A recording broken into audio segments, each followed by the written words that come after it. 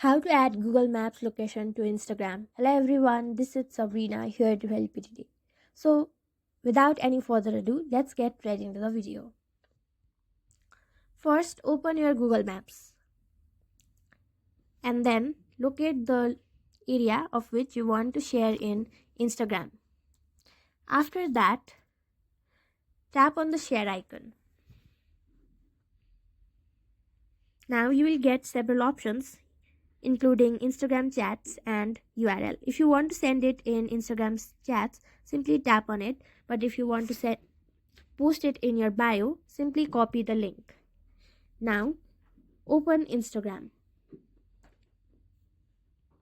After that, go to your profile. Now go to Edit Profile and then in this link section, tap on it.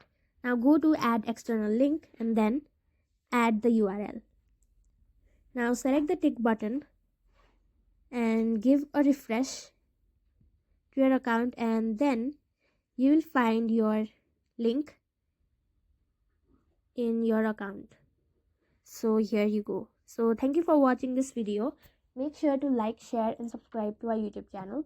If you got any question, comment them down and I'll catch you in the next one.